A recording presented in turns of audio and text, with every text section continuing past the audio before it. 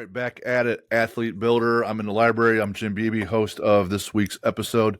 Today, we're fortunate enough to have Bill Brown, Esquire.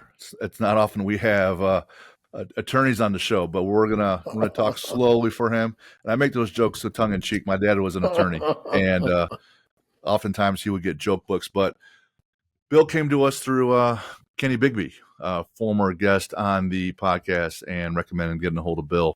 And so I reached out to him as Bill was gracious enough to have us on. So Bill, the attorney, we're going to get into a number of things today, all things mental, physical, and how to improve in a lot of different areas. We have great things to talk about with his swimming event coming up, his concerns about the nation itself, people themselves, and how they could be better mentally and physically. So that dovetails really well with the premise of the show there and how we try to win the day. So, Bill, thanks for being on the show, man. We appreciate you taking the time. Hey, Jim, it's an honor to be on the show. Thank you for having me. And shout out to my buddy, Kenny Bigby, fellow team guy. We went through buds together. That guy is a phenomenal American. He had nothing but great things to say about you. I paid him. But you're out on the East Coast now, right? You're a Jersey guy? Yeah, I spent 8 years in the military, 3 deployments. Last one was in Iraq. I got out. I used a GI Bill. I kind of fell in love with learning. Winded up going to Rutgers Law School, and yep. So that's where I'm here in Jersey. God only knows why. You born and raised there? Yeah, kind of like a bass fish. Get out, you see the world, travel the 7 seas, and somehow you wind up back to Same Creek. Gotcha. It says here, growing up sports-wise, football, wrestling, and cross country. No swimming is noted there. And then I look on your resume and it says combat swimmer. That's it.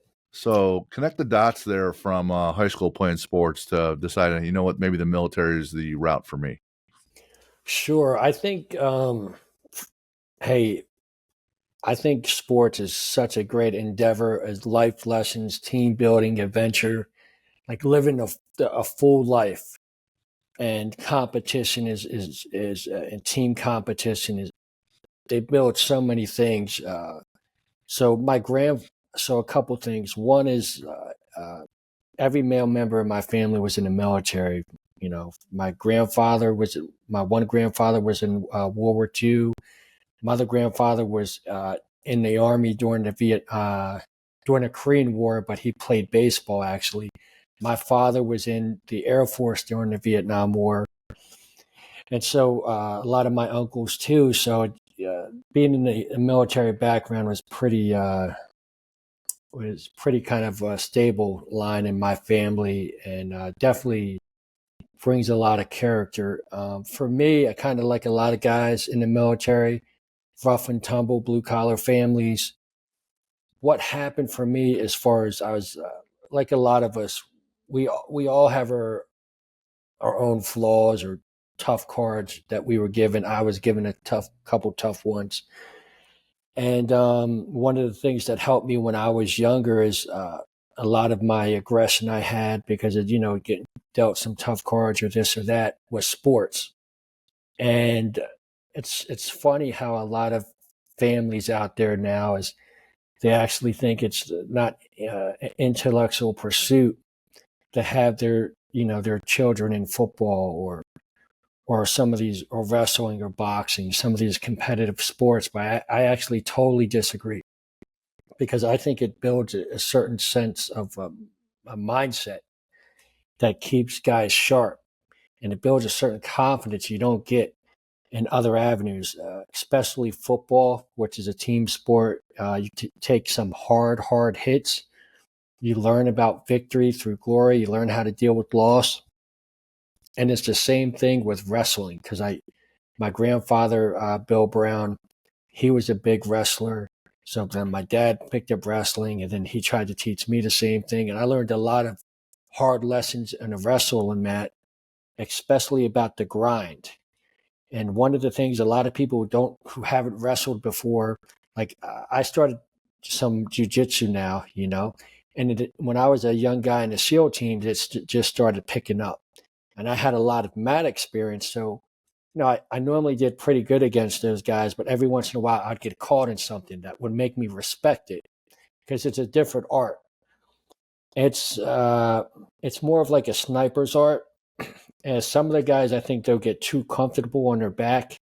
They really don't have good takedown skills, but they are sharp and they can catch you.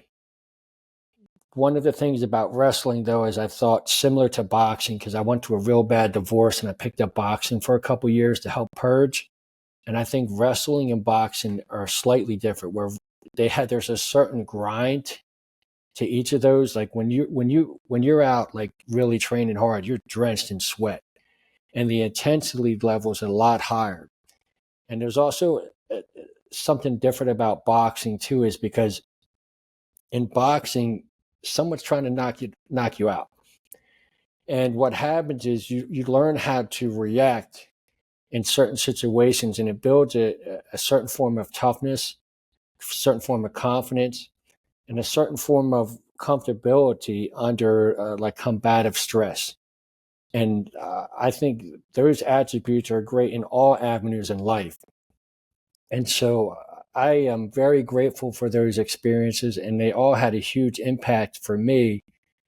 So, things are a lot different now, but for me, when I was coming up, my my perspective my perspective on things that were important was estrewed. I had misplaced values. And one of the things I ran, because I had misplaced values that influenced my decision making, I winded up getting myself in some jams. Now, one of the things that helped me,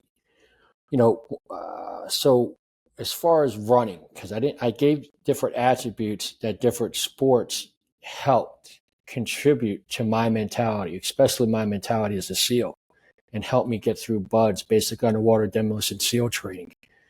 But another one of those experiences is cross country.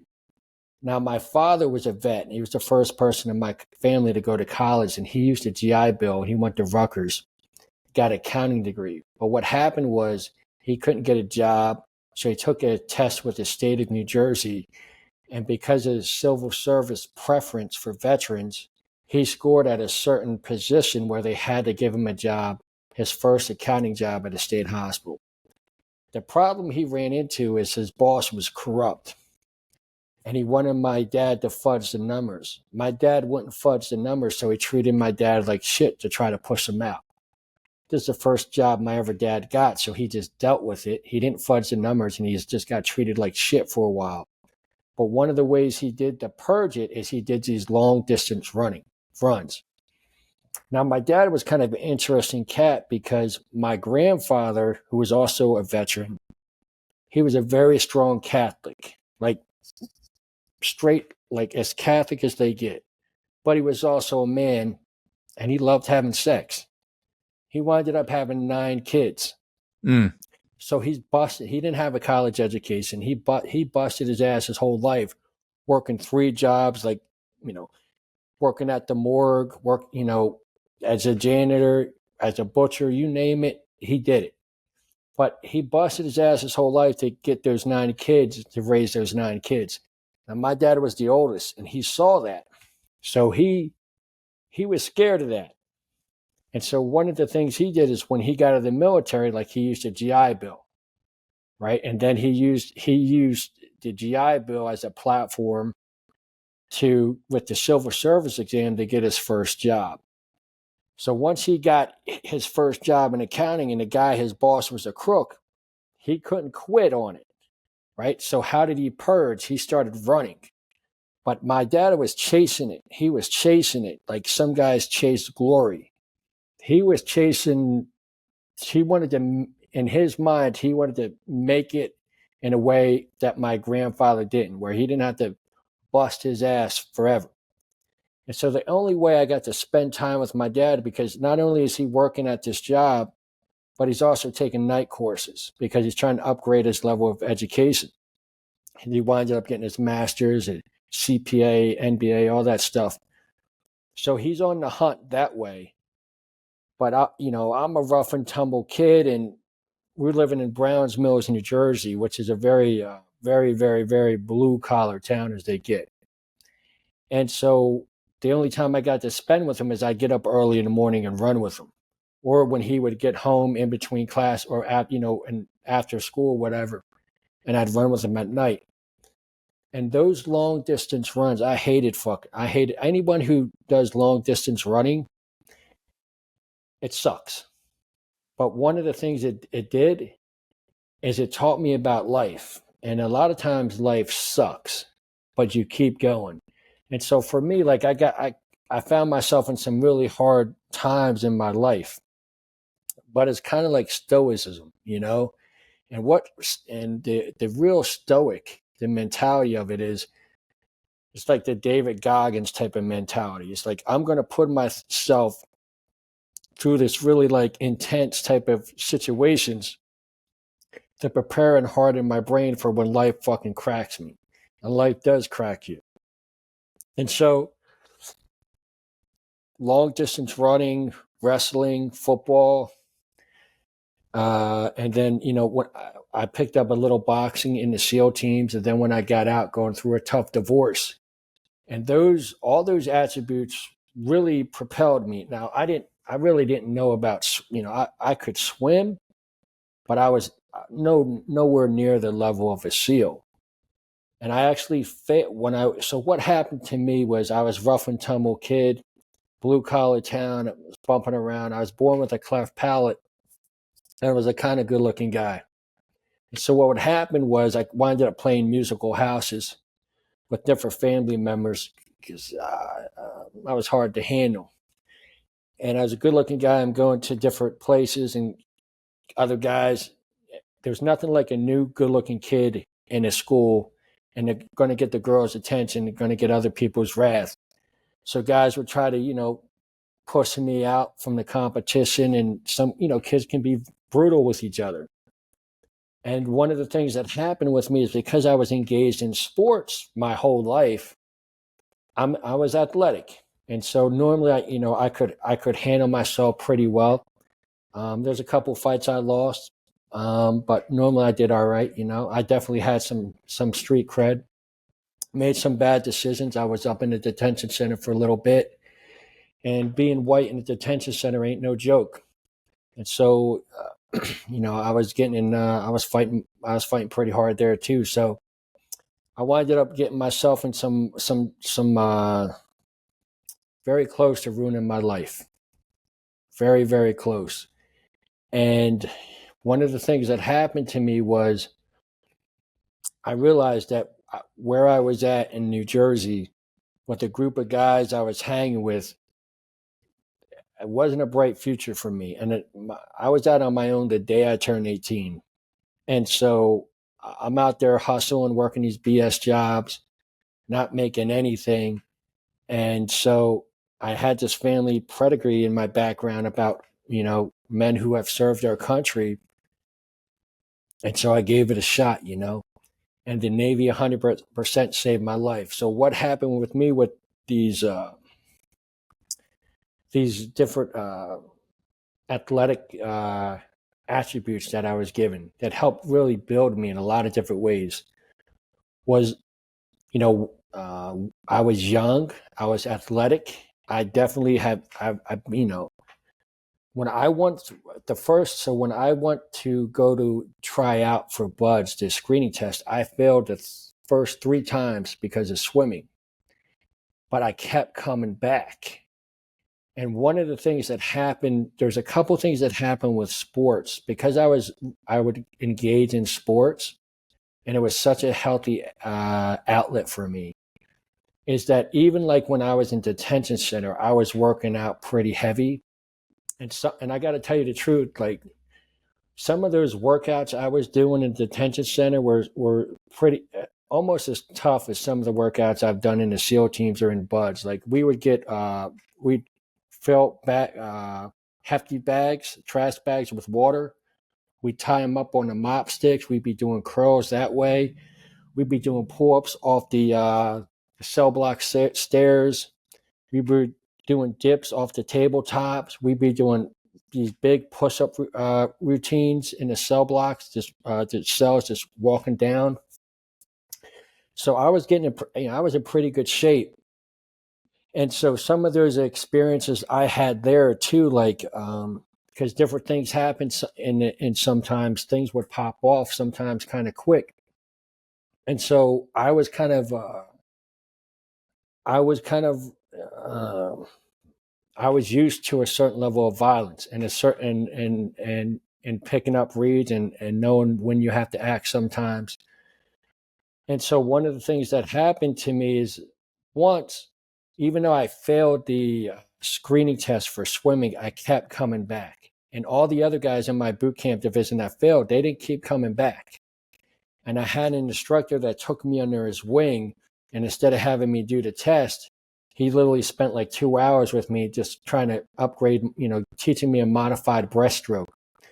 And I barely passed the fourth time, and that got me orders to buds. And then he had a there was an interesting period of my life because after A school or after boot camp in the Navy, they had something called an A school. And mine was to be an electrician. And then I would go to buds because the way it was is the attrition rate at buds, basic underwater demolition SEAL training, was so high that you had to get a job or a rate in the Navy. So, because the majority of guys weren't going to make it, they would have a job lined up for them when they got out. So, what happened for me was that I had 6 months while I was going to A school, and they had this program where all the guys who were signed up for the special programs would get up early in the morning and do these workouts that were pretty intense. And a lot of it got me in super good shape. And then the other thing it did is it got me a lot more accustomed to the water because a lot of the stuff was really heavily like in the pool type of stuff. And like I imagine some of the stuff like a really good high school swimming team or like a college swimming team, the type of workouts they would have. It was like serious stuff. So once I winded up going to buds, my water proficiency level was way up. And the other thing I had going for me was, I think sometimes the mentality is when you don't have a safety net at the end of this thing, there's a certain grind to it. There's a certain grind that guys have. And I think I didn't have a safety net. And I think one of the other things that really helped me propel was like everybody I knew kind of, for one reason or another, I think had these mislabeled perspectives of my potential. And I knew that this was a shot for me. And I was like a pit bull, and I was not going to give up on that thing. And so that's kind of the trajectory for me and how I winded up in the whole Bud SEAL world from high school. Gotcha. Yeah. That's a pretty in-depth answer. Yeah. And there's a lot of cross currents there. You talked about football. Yes, team sport. You win and lose as a unit, same as any other team sport or military team or financial team, you name it. We've coached a bunch of wrestlers, more football players than wrestlers, but we've coached wrestlers, and I'm always in love with having them in the gym because when you're used to having your face smashed into the mat for any period of time, me asking them to carry some weight or put weight on their back in the barbell is no big deal to them. Like they don't back down from that. They're used to so much pain that this is no big deal. And one of your points about, with sports building your confidence with the violence that goes along with it, or the overall just tension or pressure, anxiety, I always say confidence comes from reps. You can have some hope, you can have some, belief you can do things, but you don't really earn the knowledge and the confidence till you've done things. And when you've been in enough, to your words, you've been in enough pain for long enough, you can handle more pain.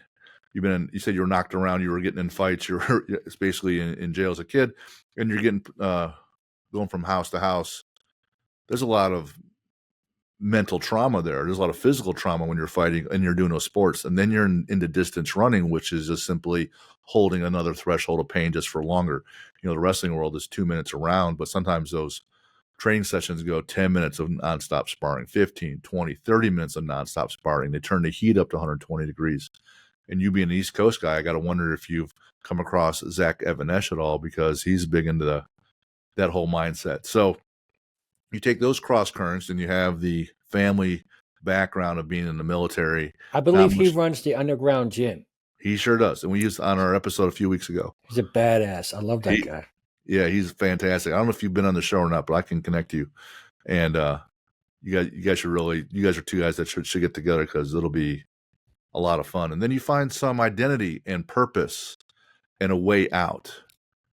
And I'm not trying to align what my life has been like with you in SEAL training, but I understand what it's like to go all in on something. When I started my gym, I emptied all my retirement accounts, all my insurance policies, took all the cash I had, and I just left the banking world and put it all into this 10,000 square foot facility with no clients. And I'm like, wow. I borrowed money to start everything, and people are like, well, man, you don't really have any other backup plan. I said, no, it's probably the only way I can keep going, because if I have another out, I'm never going to be in, So again, not nearly the stress that you guys have been through. And I want to liken it to anything in the military. That's your livelihood at stake. You put all the chips on the table. It's me, and I was divorced similar to you, and I had 3 kids with me, 50% of the time. So there was pressure, right? And pressure is a gift when you use it. So I kind of, I can see why you went the military route.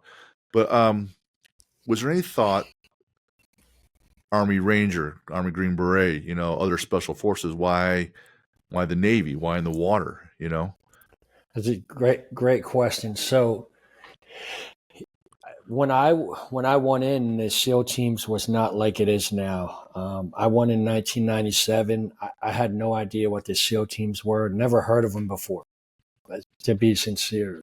Mm-hmm. I didn't go in to be a commando. I didn't go in for an adventure, though God knows that's what I really needed in my life.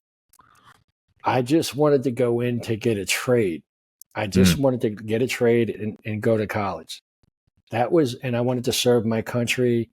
And because I had the way my assessment was, and it was a pretty accurate assessment when I look back at it now, is sometimes you're in an environment that you're set up to lose in. And I was set up in an environment where I was set up to lose because I really didn't have a great support system. Mm-hmm. And the support system I had was a lot of young guys like me in similar circumstances. And maybe individually we weren't really bad guys, just dealing with the, tough cards. But you put us together, and we were making poor decisions. We weren't really helping each other out. And you start to see a pattern, and you're like, I got to get out of this orbit. It's not going to be good for me. So what do I, my advice is, it's real easy to see what's happening. And, a lot of people say, like, birds of a feather flock together type of thing, Right. And there's a lot of truth to that. If the guys or your friends, the individuals you're associating with, and there's a certain pattern forming, well, chances are there's going to have a strong gravitation to you and your opportunities in your future. And so why the Navy? The Navy wasn't to what my one pappy was a World War II veteran. And I had a lot of respect for him. And I think that was my biggest gravitational pull.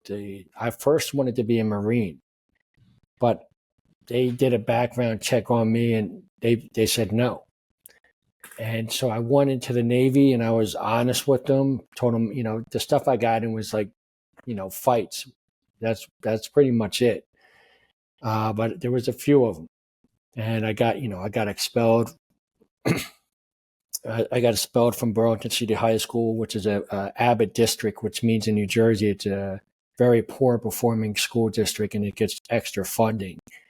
And there's not too many white guys And so one of the things that happened was I had this family background. My pappy went to World War II. Um, and I think I did it in some way to kind of honor him. And I wasn't looking to be a commando. That was not, I didn't have it. I just wanted to learn a trade and possibly get money for college and serve my country. So, Found it. yep. Okay. Well, when I talked to Kenny and he mentioned Bill Brown, I thought, well, I remember Bill Brown being referenced in Goggins' book. Yeah. The first one, Can't Hurt Me. Yep. So I had already been through it. And so, in preparation for today, I reread most of it. And just in the acknowledgments section alone, it says, to the white David Goggins, Bill Brown, your willingness to go the distance in the hardest of times made me better in the hardest of times. Last time I saw you, you were on a mission in Iraq. I was manning the 50 cal, and you were manning the M60. Hope to see you stateside in the future. And then I saw on your bio, you're in Bud's class 231, and I think that's the same one that Goggins was in. So I go back earlier chapters, and one of the awesome chapters was on taking souls. Yep. And we can you can't kill boat crew too. So I pulled that up, and then he says that this is the middle of Hell Week, and I turned to Brown, and I guess essentially he referred to you as the freak. Yeah, to be sincere, that was like if someone called me that to my face. We were fighting. Like I was not a gentle guy back then. Sure. But I understand like the reasons for it now. Some of it was the instructors threw that label on me because I came in there. I made a mistake. I came in there. What happened was I came in there kind of cocky. And as far as academically, I was in outer space. And so there was a couple evolutions in buds where, they're testing to see where you're at academically. And I spot checked it myself, and then I was pretty cocky, and there was two combinations or disaster. And it's in an atmosphere where the strategy is to be the gray man. I was like neon bright, so I got the hammer. Like I got the hammer, but one of the they were brutal, bro. But it was a brutality that I needed. It was the best medicine for me. And when imagine this. You're in a boat crew with a guy like David Goggins, right? And in an atmosphere where it pays to be a winner. And all your competitions are basically physical competitions. Like you're racing some log, you're racing some boat. You're like, you're basically fighting to take over some boat. And who do you got rolling with you? People didn't know who David Goggins was back then, but I sure as hell did because he was in my boat crew. So that's like having like a Ferrari engine. You know what I mean? People didn't know it was a Ferrari, but if you're riding it, you sure as hell know it can ramp up fast. And so one of the big things, especially in first phase, is because they're trying to build this mentality. And I'll tell you that the first real experience where I noticed how distinct it was. But what they're trying to do in a situation where there's like war, where it pays to be a winner, right? There's a certain they call it the predatory mindset, where that's it. It's either you perform or you pay. And so what they would do is they would have a series of competitions with different boat crews. And if your boat crew wins, you get a little break. If not, you're paying. And so having a guy like that in your boat crew with that mentality, and don't forget, like we had like Chris Kyle was in our boat crew. Imagine being in a boat crew with Chris Kyle and David Goggins. Dang. That's going to change your disposition in life forever. That goes back to your point about the birds of a feather. So many people will say, you want a glimpse of your future, show me the 5 people you hang out with the most. Yeah. So when you surround yourself with that kind of talent, that kind of mentality, that elite level performer, man, you're either going to wash out because you don't belong there, or you're going to elevate and Well, make your bones with them. there's a lot to that too. The other thing is, because I look at that too, and I could say, I mean, these are world class like performers on a huge level, Mm-hmm. and I could say, well, maybe is that my pedigree, or was maybe I would ride in their coattails? I don't know.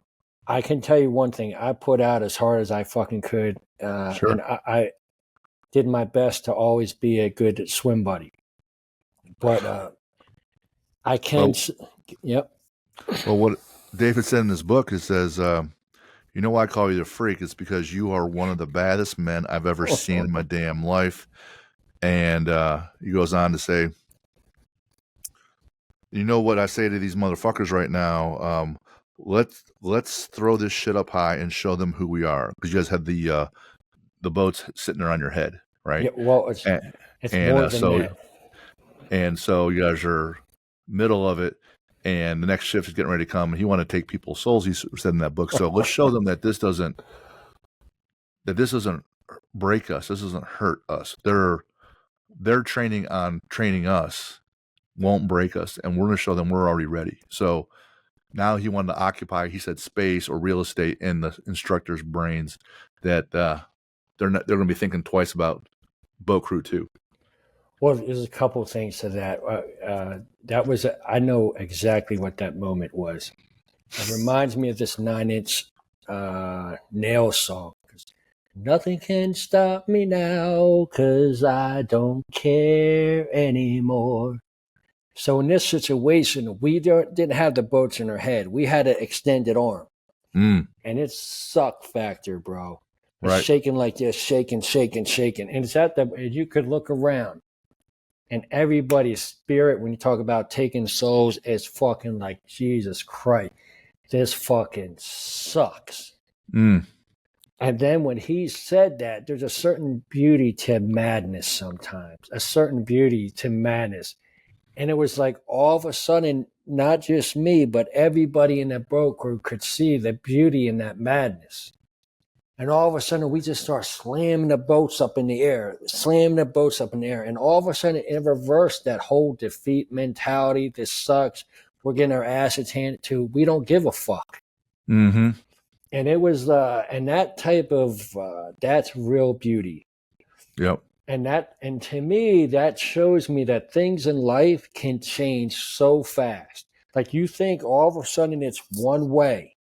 Well, it's not always one way. It's such a mentality, because all of a sudden, if you just get a group like that and just switches and says, no, fuck you, bam. Right. And it was not just the instructors, everybody we were in class with saw the beauty in that. They loved that shit. Well, you have a moment and someone leads, and then there's a little bit of an adrenaline boost, and they see someone else is getting through it, so then they're inspired. So then they see they're going to get through it, then it increases your hope, and then the whole goal is just one more step, right? Get through the next step, get to the point where you get to eat again, and then relax a little bit. And you listen to Jocko's podcast, and he'll talk about something bad happens, and he says his response is good. Yeah. There's a good chance. That's great, because it gives us other things, that we could focus on or work on, and it changes your mindset. This lady we had on a couple of weeks ago, Dr. Taryn, she said when something shitty's happened to you, don't ask yourself, why is this happening to me? Ask yourself, why is this happening for me? And if I'm sitting there and I'm Bill Brown and I'm thinking, man, I'm in this shitstorm, why? And I ask, why is this happening to me? Well, you'd say, because I chose this. But if you ask, why is this happening for me? And you can answer the question, well, because it's going to put me through this crucible where on the other side, I'm a whole new man on a whole new trajectory. That's why this is one of the reasons why this is happening for me. And I'm going to utilize this and get through it. So then I take this moment, and now it's a teachable moment to myself, or it's a reflection point later where I can look back and be like, hey, I did this. I can handle pain in the future. That's right. That's why for me it's such an attractive and impressive endeavor, because it's like I don't think I've suffered like that before, and other people haven't gotten through it. And I say, man, how strong are they mentally now? Because you don't get that strong without that pain, right? Yep. But now you have it, and you have this reference point. Man, what a gift they gave themselves of getting through that. I'm so jealous. Yeah, they say like you don't know who you are, until you find out. And sometimes, like when the rubber meets the road, you're gonna find out some things, And there's a couple ways I look at things. There's sometimes, like I try to be a tactician. And sometimes I go, okay, what do I do here? Because do I have a high tolerance for pain? 100% I do. But if you look at like a good boxer, right, like Floyd Mayweather, the art of boxing is to get hit and not get hit. And I think that's always the ideal way to go. I think the way I went through buds was 100% not the ideal way. I was just so young and really naive, and I paid heavily for it. And I got some brutal lessons that really shaped my psyche and my spirit 100%. Lessons I needed to learn. So the first way I go is I like when I talk to my son, and I talk to my son, about risk assessment. I say, well, the first form of self-defense is proper risk assessment. And the first thing is to keep yourself out of high risk situations. And then it's like, okay, I'm in a situation where I'm in a combative atmosphere. Like, well, what do I do? Well, the first form is to go, okay, how can I Floyd Mayweather this thing? How can I tactically, attack without getting beat up, without, having to deal with pain and lots of it. And then, then it's like, okay, if I'm in a slugfest, how can I gas this guy? How can I gas this guy? Or how can I take it? If they're a wrestler, let me keep it on my feet. If they got no hands, how can I take it to the mat real fast? And I think that's one of the ways I deal with a lot of things. So, or how can I be a diplomat? If possible, how can I make a deal? How can I compromise? So I think, and I think that's kind of what a good coach or a good trainer would do too. You think about it, a good coach or a good trainer is going to assess the other team, going to assess the other opponents, going to evaluate their weaknesses and strengths, going to evaluate their team's weaknesses and strengths, and figure out, okay, we're in a competitive atmosphere here. How can I maximize on their flaws, and how can I capitalize on our talent? And I think that's what good business should do too. Sure. So these are all like sports analogies that I think make a lot of sense in today's environment, because and then a lot of times you think about rules, because in sports you have rules, right? Well, what happens? What do you do if the other side's not playing by the rules, and the refs or the umpires looking the other way? Well, you'd be foolish if you kept playing by the rules yourself, right? So I think you have to realize, like, when it's a away game and it's stacked against you, and I think you have to act accordingly. You talked about learning a lot of hard lessons from buds and from being in the teams. Yep. And it sounds like, I don't want to put words in your mouth, that earlier on when you were younger, you were a hard charger. Someone calls you a name and you're all in, you're already ready to fight, which is not really that stoic, right? So you then have this, what seems like this switch where, all right, you can still be tough as nails, but there's no sense of me standing there with my hands down getting hit in the face all day long. maybe there's a better way. Maybe I can be, like you said, a tactician. Was there a moment in the teams, or maybe on deployment, where you had this switch where I don't need to fight every fight. I don't need to be the first one through there with my face getting beat on, where you learn some maturity or some humility, and you decide, hey, maybe there's a better way here. Yeah, I can be tough as nails, but there's also could be a smarter way to do some things. Was there like a moment or a period of time where you thought, where that all evolved, and you say, hey, this is why I changed. This is how I knew I was different. Anything like that at all? Well, I had a couple of experiences. I think a lot of times there's different variables that kind of play in. Mm-hmm. I think one of them I was in this they called it a program, the Burlington Day program, and it was out of Burlington County. And originally I'd be like in detention center, and then after a while I'd be in detention center, and then I'd go to this Burlington Day program, and then back to detention center, then Burlington Day program, and I'm back at my house. Burlington program. Well, I was in the Burlington Day program, and a couple experiences happened. One is, if you're white and you're in that type of environment, you have a target on you, 100%, and so I winded up rock and rolling a little bit, and I got my ass handed to me once by this guy Brickhouse, and so you realize when you get your ass beat up pretty bad, you realize like Billy Badass can't beat everybody out there, and every once in a while you're going to get rocked. And so it's like rock, paper, scissors, it's like, all right, well, then how can I get more numbers to neutralize the threat or that type of assessment? So I had that kind of experience that I realized, hey, physically, as far as in that type of environment, I was solid, but not to say that when there's multiple guys and just some dudes that bigger, stronger, whatever, you're going to get your ass kicked sooner or later. So I had that experience. And then and it's one thing, right? It's one thing to be like, and one of the things I love, like when I boxed, is when I would spar, I'd be so nervous before, but afterwards, no matter what happened, and normally I did pretty good.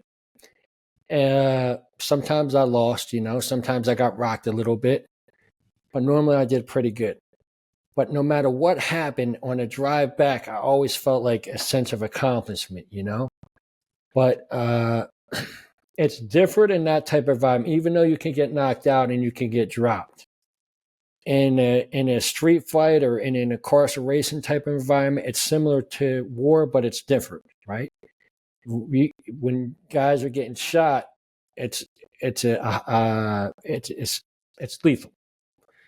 In that type of environment, it can be lethal, but not as much. But you can get jacked up pretty bad, and so so when you realize that it's different than in a controlled atmosphere. So what am I trying to say? I'm trying to say, so those experiences absolutely had impact, because now all of a sudden, once you're going through like a commando unit, you're going through in the SEAL teams, you're going through different training, is that you can't, it's all about calculated risk and reducing those risks by tactics. That's really what it's about. You're engaged in everything SEALs do is high risk. You're jumping out of airplanes, you're diving with explosives, you're jumping out of airplanes in the middle of the night with explosives and guns. You're doing snatch and grabs in the middle of the night against terrorists. You're doing sniper ops against bad dudes. When I was in Iraq, we guarded in 2004, 2005, we guarded the top 5 dignitaries in Iraq and Afghanistan. There was like the highest valued targets in the world. Like everything you did is high risk. And so what do you try to do is you try to reduce those risks by your performance and by your tactics. And so, you can't get through buds, and you cannot get through buds by yourself. That's why having a guy like David Goggins I serve with a lot of beautiful men. those guys, they really evaluate like my self-evaluation, my predisposed limitations I had were just blown apart because all of a sudden I'm interacting with guys who came from Ivy League, schools, and guys who are athletic, like Division I athletes, and here I am, a blue collar kid, just somehow barely made it into the Navy, and now I'm, You're hanging. yeah, I'm You're hanging. well, I don't know, hanging is the right word. I Well, had you're surviving. yes, and you know what I told? That's so right. And A sometimes lot of times that's the win. that's it, brother. You know, That is the win. I told a young kid because sometimes young kids coming up looking to, become American warriors reach out to me. And I was giving them a pre-buzz talk, and I said, that's exactly what I said. I said, if the structures are on you like I said, sooner or later you're going to mess up, and the heat is going to be on, and the instructors are going to be on you like a wasp because they're going to check everybody. It's just like if you're going to jail, like you are going to get checked, and it's just like they're going to check everybody, and they're going to be on you, and you're going to feel like it's the end of the world, and the pressure is going to be heavy. But I said, if all that matters is every day you're there, your day to closer to graduation. I said, just be that quarterback in the pocket, stay calm. If you messed up, do whatever you can to fix it. And I said, just survive, and hopefully it'll pass. But that's it, surviving. It's so much where I was telling my son Jack yesterday. He was leaving home for the weekend. He was home for the weekend, but he plays football at Ball State, which is a local Division I school here in Indiana. Congrats. Thanks. And he's doing fine. He's working hard, and one of our core values at the gym, one of the core values with Athlete Builder is the word sisu, which is from Finland, and I'm not from Finland, but it's the mantra for the entire country. And it's essentially, it's not really translatable, but it means like guts or entrails. And metaphorically, what it means is when you are at the lowest point, when you're suicidal, when you're looking at addiction, you just hang on and don't quit, right? In a way, so that's one of the guiding principles. But I also told Jack that there's more to it than just that. Like when you're running a sprint and it's a 100-yard sprint, some people run to the line or they stop short. Mm-hmm. They also quit. You want to run through the line, right? It's not a life or death situation, but it becomes life or death because if you're always running through the line, doing a little bit more, seeing the task all the way through to completion, that becomes your identity in your life, right? And if you're always quitting short, then that's also who you are. So it is life or death. And when you're thinking about who's really going to be great and who's really not going to be great, it's all about quitting in that instance. And he goes, what do you mean? I go, well, at some point tomorrow on Monday, you're going to have maybe an hour worth of work. If you go in early and have the trainer work on you just to do some prehab stuff. Then you'll have your 45 minutes of sprints and then an hour and 15 minutes of lifting. And then most people go home. They're done for the day. They have X number more hours left in the day, but they kind of quit on training. I said, if you just don't quit and hang on a little bit longer, do some extra work, do some other things that no one else did, you didn't quit, you went and did more, then you're going to be better prepared. Some people will quit and not prepare their food for the week. If you don't quit and get that stuff done, you're going to your point, Bill, you're going to minimize your risk. You're going to feel yourself better. You're less likely to be injured, right? You're going to perform better. So all these other people, they have a 24-hour day and they're going to quit at some point and say, all right, I'm going to go have fun and do other things. Totally great. You need to relax. And I get that. But others won't quit and they'll just keep working and they'll keep grinding and then they'll keep pushing. And then they keep elevating themselves. And I say, don't even talk football. You can be, you're an attorney. I said, I've been in the financial world. Some people quit at 5:00 and go home. Well, if I was the one guy that quit at 5:30 every day, I get extra 2.5 hours of work on Monday through Friday than everyone else did. I quit a little bit later. I got more. I advanced more. So a lot of times the wins and losses personally and professionally is hanging on longer than the next guy and you keep doing it over and over again, you stack those wins and the compound interest effect kicks in. And next thing you know, those people that were with you, they're not even close to you anymore. I love how you're talking about compound interest. And you know what you're talking about. I've seen that play out so often, like high level achievers. Mm-hmm. And it's almost like if you jump in, you're bound to get wet. I read this book, and one of the things that happened to me when I was young and incarcerated is I wound up reading, and I wound up reading a lot. And I think reading is one of those things in life that can, yep, Right. I think it's one of the greatest ways to really build a lot, because it's not just reading, it's building this creativity because you're imagining everything that's reading, and then you're weighing it out. It's a heavy lift in a lot of ways mentally. But when one of the things you talk about, and I've seen this with so many high level achievers, and I'll give a short kind of version of it. It's a book called Ender's Game. And this book, they take all these high intelligent students to train them to be like future space commanders against this alien force. And what happened is they have a spaceship where it's basically like a Harvard level military school. And it's similar to Buds, where it's a series of competitions is how they're graded. But one of the things that I thought was neat about the main character, this guy named Ender, is during his off time, all his activity, and to be sincere with you, kind of reminds me of Mike Tyson. I remember an interview with Mike Tyson, and he talks about how he studied Alexander the Great, how he studied Napoleon, how he studied Caesar, right? Mm-hmm. Now, I find it because in Ender's Game, the guy on his off time was studying all these previous battles, right? And that's what a good commander should be doing. And then he was taking a series of his crew, and they were practicing new techniques for these battleship games that they would have. And it kind of reminds me, like, I remember when I went to visit Budge recently, and it was pretty cool because the guys were doing rock portage, and I'm there drinking some cocktails, watching these guys get their asses handed to them, you know. But the high levels achievers, that's what they do. On their off time, they're still engaging.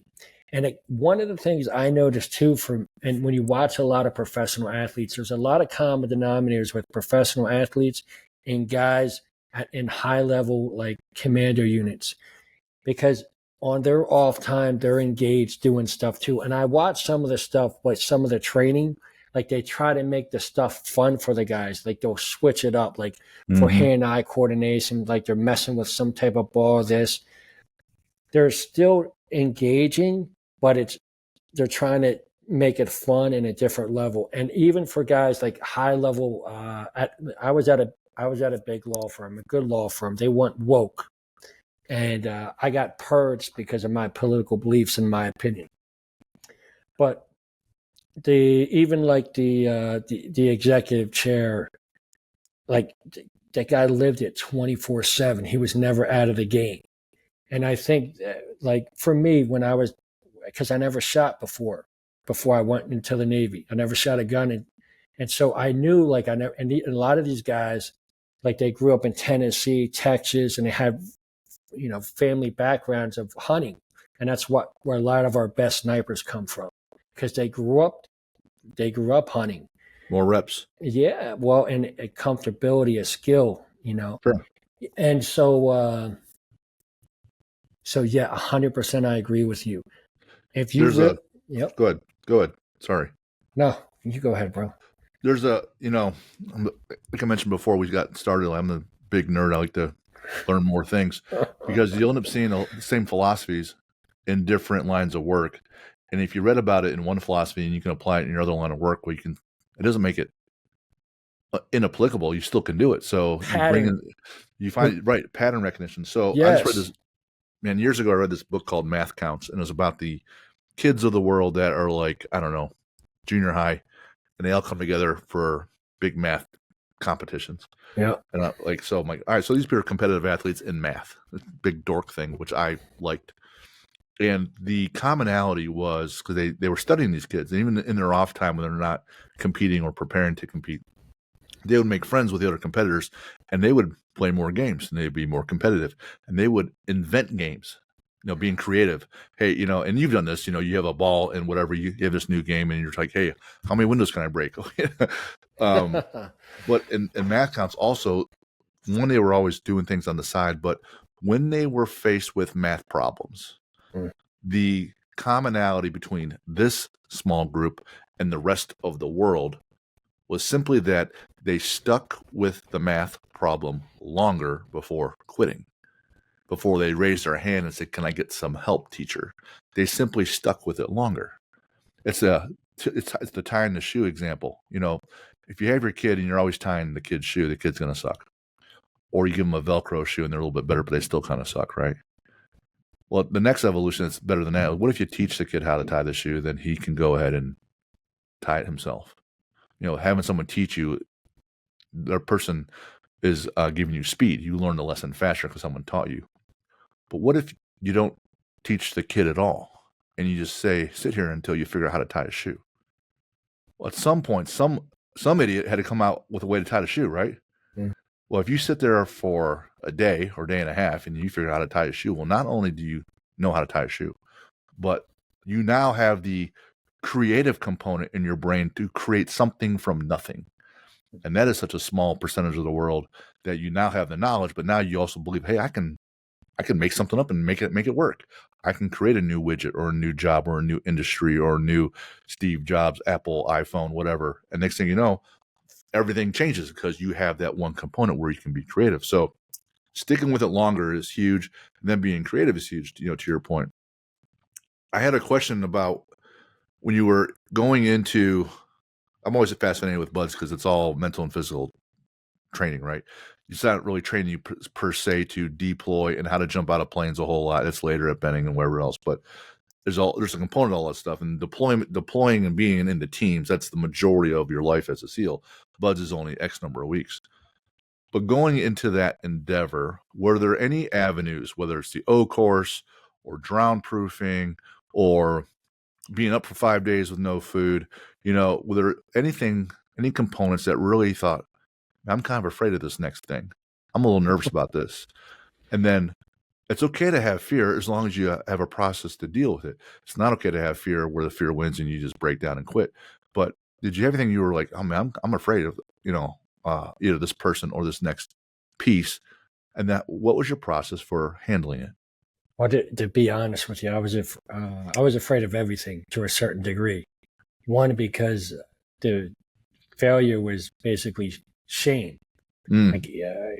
So definitely, I was afraid. One of the things we tried to do was very similar to some of the things you're trying to put out now, like for the 50-meter underwater swim. I remember like when we would eat, we would take turns, like we'd hold our breath and we'd time our watch. Like, all right, we're going to go for a minute. All right, we're going to go for a minute, 30 seconds. All right, we're 2 minutes. Or like when we're in our racks, all right, we're going to hold our breath. We're going to go for 2 minutes and 30 seconds, but I'm going to be on my back on the bed in case I pass out. Or even when I went to Buds, I did a run along the Silver Strand. I saw a bunch of guys, white shirts, that means they haven't gone through Hell Week yet. And they were on their own time, they were going through the O course, trying to pick up things. So on their own time, they were out there trying to build confidence in the skill sets that they were going to be tested on to become more proficient. And, that reminds me, I did a swim called the Tampa Bay Frogman Swim, and Horace Gracie did the swim. And actually his son did the swim with him. And I talked to Horace Gracie, and I said, hey, because he's a big fan of the SEAL teams, and a lot of people may not know that. But I said, I really respect how you revolutionize martial arts, like across the planet. And I remember when I was a young guy, and how you would take on all these multiple opponents. And I was like, what's more important, courage or skill? And he said skill. He says, if you have skill, you don't need courage. Now, there was a renowned SEAL that I'm friends with named Scrappy. And, there's certain guys in the community that are renowned that not everybody knows, right? And Scrap, like a lot of guys know who Jocko is, or a lot of guys know who Goggins is. In the SEAL teams, a lot of guys know who Scrappy is. And Scrappy was there. And I said, hey, Scrappy, I said, I just talked to Horace, and I'm probably pronouncing his first name wrong, but trust me, I'm not bullshitting you. And I said, hey, I was just talking to Horace Gracie. And I said, I asked him what was more important, courage or skill. And he said, skill, because if you have skill, you don't need courage. And I think Scrappy had a good answer. He says, I think you need both. I think it takes skill and courage, because the truth is a lot of stuff that you do, like there's no doubt, like one of the reasons why SEALs are very good is because they're very proficient in their skill craft, right? It's the same reason why David beat Goliath. He was very skilled at that slingshot, keeping those wolves away. Like he was no joke with that weapon. Right? The same reason why Horace Gracie was, he was jiu-jitsu, he's at the highest level they get. And such a badass, because think about the mentality. Now he's doing a 3-mile open water swim with a group of SEALs. I'm sure he wasn't a bored swimmer. That's the beauty of that type of mentality, And think about me, like in my life, bro. In my life, I ain't never going to be rich. You know what I mean? I know it. It's all good. But you know what I have? I've had the ability to literally like have conversations with guys like that. Like so many beautiful guys. Like, and so when I talk about like, okay, I think Scrappy, I can see why Horace Gracie said, if you have skill, you don't need courage. But I think Scrappy's answer is probably true too. I think you need both. Because there's no doubt how skilled Horace Gracie was. But damn, I'm sure he was a little afraid of some of those guys he went up against. I'm always like, I deal, it's hard to deal with some absolutes, but even though I have some of my own, if someone says this or that, I would definitely want both. I'm not going to be hurt by both.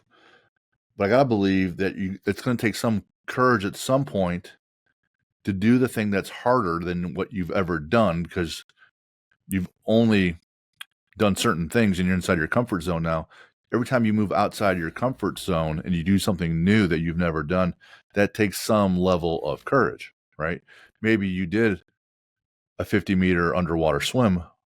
Well, in this instance, yeah, that's what we did in training. But for me to stay alive underneath this boat and not get detected, it's going to require a 75-meter underwater swim, right? So, hey, shit, I've never done this before. Here's my skill level.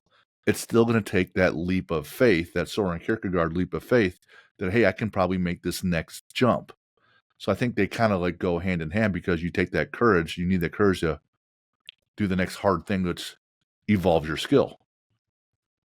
Yes. When, before I want to make sure we don't get through the whole show and you don't give me any dirt on Kenny Bigby, because I'm going to text him as soon as I get off here. So if you have anything, and also if you've seen The Wolf of Wall Street, I refer to him as the sexy assassin, because he's one of the best looking dudes I've ever seen. Right? Whoa. Right. and he's always, with the jiu-jitsu and the martial arts. And but The Wolf of Wall Street was the movie with the record number of F-bombs in the movie industry. And so far to date, not even close, Kenny Bigby is the record number of F-bombs in the Athlete Builder podcast. But if you have any dirt on him, I'm going to need that before I get on the next couple of questions I want to get into and some things with you. There's no Kenny's as beautiful as they get. Yeah, now, he's the sexy assassin. I can tell you a funny story about me and Kenny. One is I don't know if he told you this. I'm pretty sure he didn't. But he told me about the bull sharks and swimming out there in New York, which he was afraid of. So this one's a little funnier. So Kenny and I were like partners and we were doing an FTX in the first phase of Buds at the end after Hell Week, and basically had this FTX. mock, full training exercise. Roger. It's an acronym. Okay.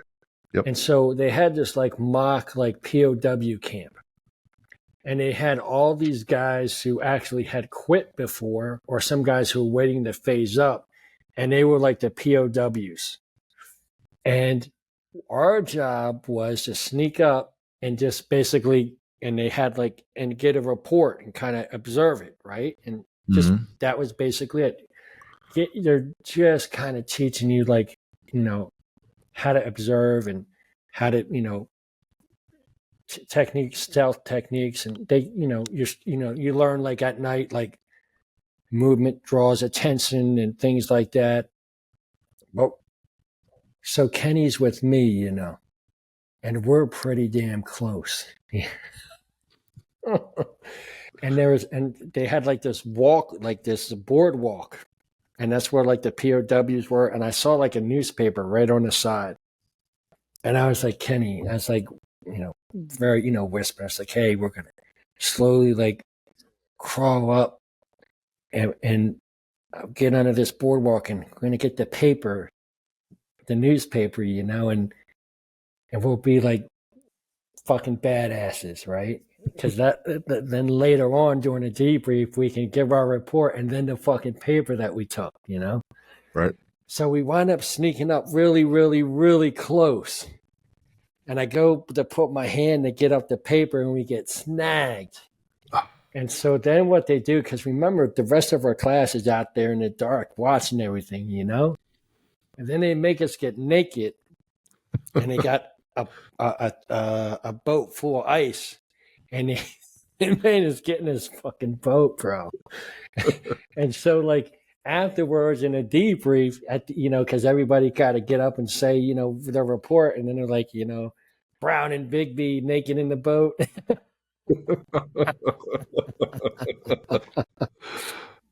Oh man. I want to get into the combat swimmer and then your event. Yeah. How do you? What's the definition of a combat swimmer? What makes that different from just anything else? And then, so after that question, I'm going to ask you about your event. Sure. So I think where it originates from is the Scouts and Raiders and the underwater demolition teams. UDTs in the World War II. Yep. And so those guys, some of those guys literally with a pair of UDT shorts, a K-bar knife, and like haversacks full of C4. They did a couple different things. One was to clear the beaches, like in Normandy. They would all the barriers, right? Blow up some barriers, cut cable lines, things like that. Like with Bangalore mines, they would like push them up through the barbed wire, blow them up. The other things they would do, like with the when they were island hopping in the Pacific, they would scout the beaches, they would do these hydro reconnaissance, figure out where the best avenue to land, and if there was some type of obstacle, they would blow up the obstacle in the water. So they were the original frogmen, and they really were combat swimmers. So, and so that's where a combat swimmers, and a lot of stuff that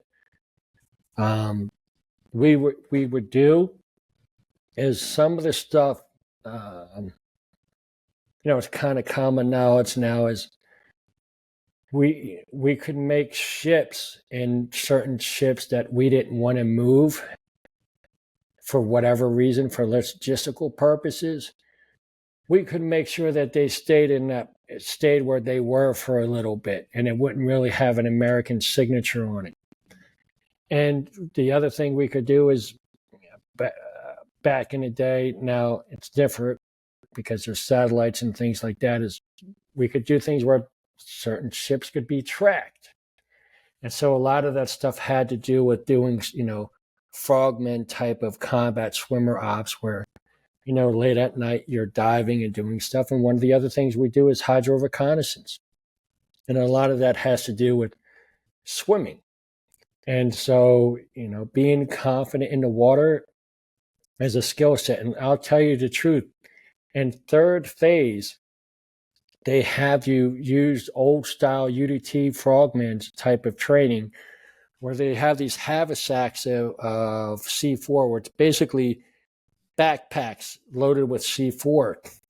And what you would do is they'll have these, a Japanese scully is a form of beach obstacle that prohibits an amphibious assault, and it's very cheap in its construction. It's a pyramid or a block shape of cement, and they put rebar up the top. And what happens is it's below the surface line, but when these LSUs, these landing support craft come up, they'll get anchored up and they'll be shooting targets, right? Mm-hmm. And if the water's, just deep enough where guys, you get a shit ton of guys that really aren't that good in the water and they're getting shot at, it's not going to be good for them. And so one of the trainings for us, and I think it has a lot of real aspects, is you go under the water on a breath hold and you got to secure this haversack of C4 around this cement obstacle. Now, it doesn't seem that hard, but let me tell you something. When the surf is pushing you into the cement and then it's taking you back out, it's difficult. I imagine so. And you can't let go.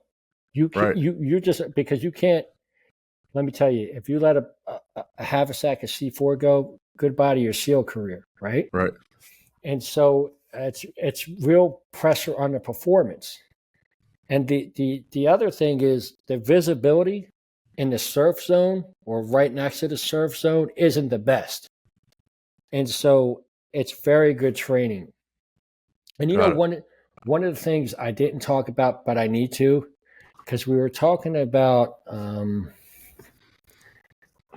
like one of the advantages to intense training, right? And we were talking about some of the grind in wrestling and boxing or football.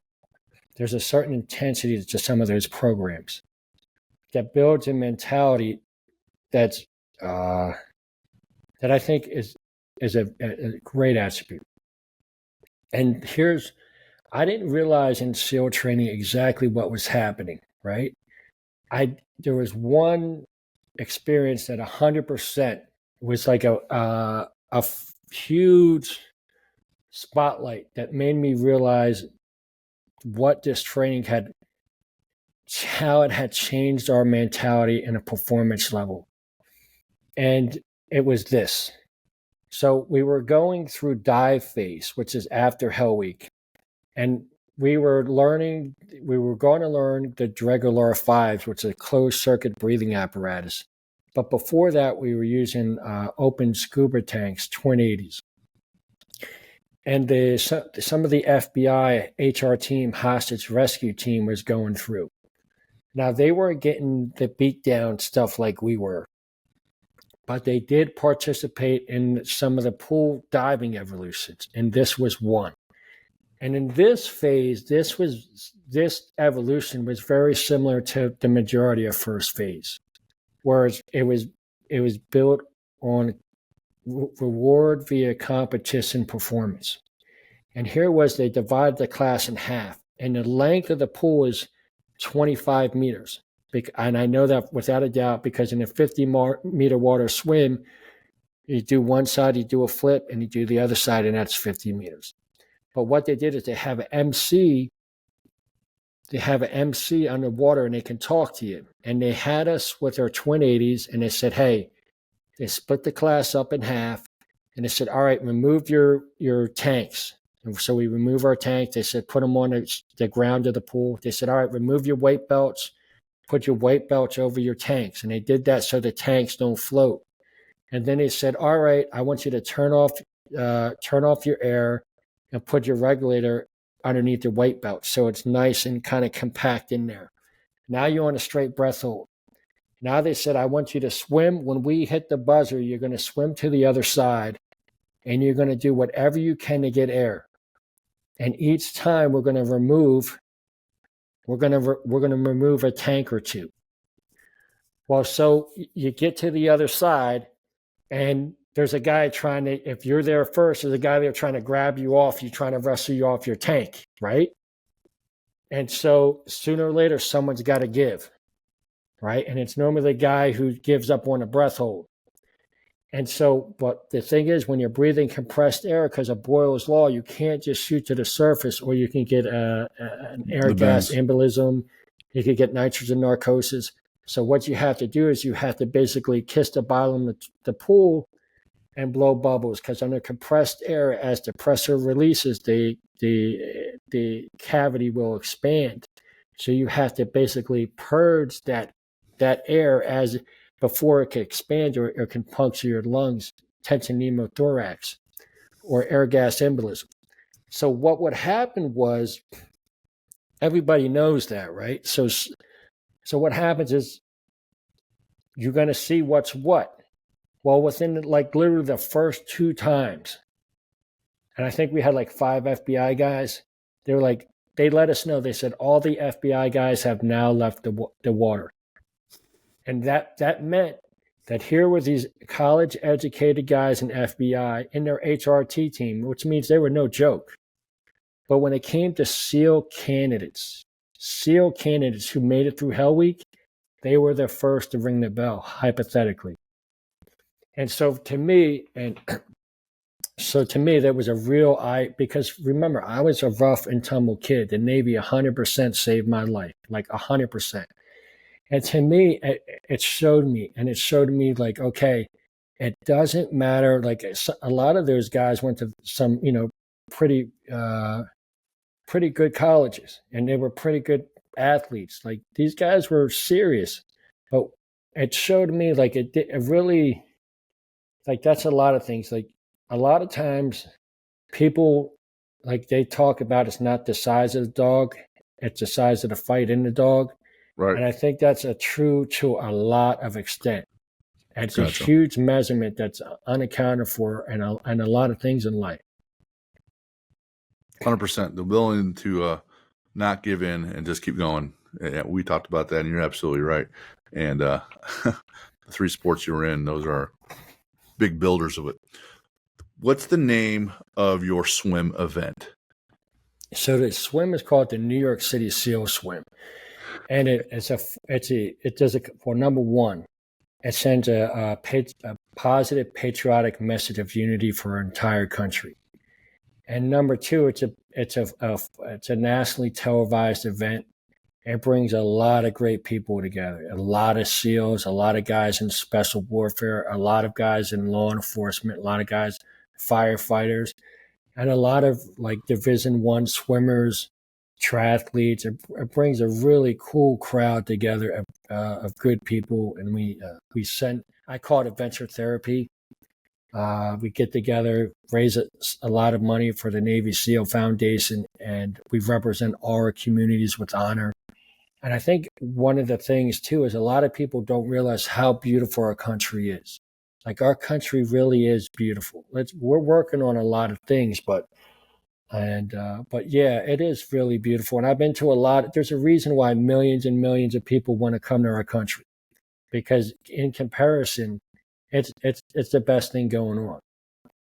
So in your event, it's in New York City, right? That's right. And then so there's a land component and a water component, and it's not just anyone can do it that wants to, right? I don't really have much swim training at all. I can swim, but I don't have that training and background.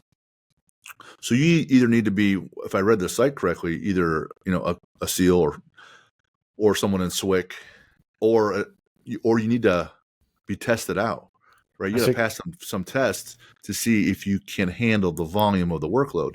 So what is the overall workload of the swimming and the pull-ups, push-ups, or go over that component next? Okay, cool. So the tides and currents in the Hudson are no joke, right? For safety reasons, I got to make sure everybody who enters the event is confident in the water to where they can keep up with the pack of SEALs and safely swim across the Hudson, because it's no joke. And so what it entails of is it entails One is, first it was just for SEALs. Then we opened it up to, everybody who served, then the police officers and firefighters, and then just to anybody who wants to get out there and send a positive message and help the Navy SEAL Foundation. And if you want to check more about it, you can go to Google Navy SEAL Foundation, New York City SEAL Swim, check out the website. So the event is this. We started Empty Sky Memorial. And Empty Sky Memorial is a monument off Jersey Shore that it's a silhouette of how the Twin Towers looked from the Jersey side. And inside, it has the names engraved of all those lost from New Jersey on 9/11. So we have that. We start there. We have a couple powerful speakers. SEALs are like laconic, which means we're not very long-winded guys, and we really don't appreciate like long-winded type of guys either. And so we have like some guys in the SEAL community who put a lot of work for our country, kind of say a few words. We always, in any event where I'm a leader, and before I did before I jumped out of any airplane, I always said a prayer, right? I'm what you would call a foxhole Christian, right? But I am smart enough to realize when anything's under my leadership, it's probably a good thing to give glory to God. So we say a prayer, we say national anthem, and then we do a flag run from Empty Sky Memorial, and Ellis Island will be on the side along the Bulkway, the Hudson, to Flag Plaza, the southernmost side of Liberty State Park. From there, guys will change out. I'll have a swimmer's inspection to make sure they got an ankle tracklet bracelet on. How far is the run? It's a little over a mile. Okay. But it's not a straight haul-ass run. We call it a bud shuffle because in buds, you never walk. But you do, like when you're with your class, you kind of do a formation type of slow jog. So that's how, it's like a formation jog with our flags. By the way, we hold them real high. And we have short shorts on. A lot of guys are in really, really good shape. Makes it tough for me, because I don't want to be the guy with the dad bod. Unfortunately, I am. But what happens is get a good head count. Make sure they got their swimmer buoy on so we can track them. Their ankle tracking bracelet on, and make sure I have a good head count. The tides and currents are really dialed in. New Jersey State Police helped me a lot with that. Then we'll swim to Ellis Island. Now, my mistake. We'll swim to the Statue of Liberty, which is a beautiful thing, bro. She's got a torch of freedom right there. And it's just iconic every time you see it, right? And then we swim right by her. I got a Don John Marine Company, Inc. Lets us borrow one of their barges. Well, actually, two of their barges. The Statue of Liberty has a perimeter zone. Right outside that perimeter zone, they drill down, and we come up the barge, and we do 100 push-ups and 22 pull-ups to honor our nation's freedoms and civil liberties. I make sure I get a good head count. I give my slower swimmers a chance to recoup. We pop back in the water, and we swim to Ellis Island, which is really, really iconic too, because you think about what the Statue of Liberty represents, freedom and the civil liberties that our country is about, and how many Americans who came from different places, different walks of life. These are some of the first huge iconic landmarks that they saw: Statue of Liberty, Ellis Island, because our country is really built on a large part of various levels of immigration, right? And so what happens here is on Ellis Island, we celebrate our nation's diversity and all the men and women who came to our country for a better life. And guess what we do? We do 100 push-ups and 22 pull-ups to honor that and them. And then the same thing, I get a full head count. I let the guys hydrate, make sure my slower swimmers get a little chance to rest. Then we do the long swim. So from Statue of Liberty, from Liberty State Park to Statue of Liberty is about a half a mile. And then from Statue of Liberty to Ellis Island is about a half a mile. And now we go across the Hudson to South Cove Marina into Lower Manhattan. and that's about 2 miles. Now, a lot of times it gets really choppy out there, and in ocean water swimming, your guiding is really important because if you zigzag, your swim can be a lot longer. And so once we get to Statue of Liberty, to South Cove Marina in Lower Manhattan, I got a decon station so guys can get that nasty water off right away. I let guys hydrate a little bit. I make sure I get a full head count and then change out from their fins to their sneakers, grab American flags, and then we'll do another flag run all the way to World Trade Center, and where the Twin Towers got hit in 9/11. Now, one of the things that's really beautiful is, NYPD and FDNY are always a big part of this event. And when I was starting up this event, a lot of the leadership, they were there on 9/11. I was a SEAL on 9/11, so they really helped me in putting this together, and the Port Authority as well. When we come into the World Trade Center, NYPD, PAPD, Pipers are playing for us. It's pretty awe-inspiring, So we get to the World Trade Center, and at the first responder statue, we do 100 push-ups and 22 pull-ups to honor all those lost in 9/11 and everybody who put it on the line for our country. It's a really beautiful thing, and I'm very. And then of course at the end we have some people speak, and normally what I have is survivors of 9/11 or family members who lost their lives on 9/11, and it's really good for us. Because like I was a SEAL on 9/11, I went to war, and for a lot of us, it's really good to, it makes things full circle for us, and it's just a really beautiful moment. It's a beautiful event. It brings a lot of great people together. How many years have you done it? This will be my, holy cow, I'm feeling old. This will be my 6th year. How much money have you guys raised? It's raised millions of dollars. Millions of dollars. Yeah. That's outstanding. That's outstanding. Yeah. I didn't say this to start off the show, but, thank you and your family for your service. Thank you for your patriotism, man. Yes, sir. Yeah. One of the things you mentioned also that you said you wanted 2 things you want to talk about. One was the event you have coming up, and I love that. We have a foundation at our gym, and breast cancer is a big thing, and we do a MRF for Memorial Day for family readiness group here locally, then also the Michael Murphy Foundation. Then we have a foundation for kids that are special needs or kids that are troubled, have been arrested and stuff, or they can't afford to train with us. So we have some guys like me, right? Don't count us out. So we have some things so they can come train with us. So beautiful. Love how giving money or like giving back with your time and talent and your funds is huge, right? Because we're asked to make an impact professionally, personally, and then emotionally with other folks. So this endeavor of yours is huge. It's huge. So that's just amazing. Hey, brother, I appreciate that. To be honest with you, though, it's adventure therapy for me and my brothers. Like that's the core of it. I think it does more for us than any of the funds that it raised that goes to help other veterans. Sure. Because when you got, I remember like when I was younger and they had like this NCAA commercial and they were talking about how a mine is a terrible thing to waste. And I think that is so true, and then I saw like one of the things that they did is they had like a lot of role models for the Black community.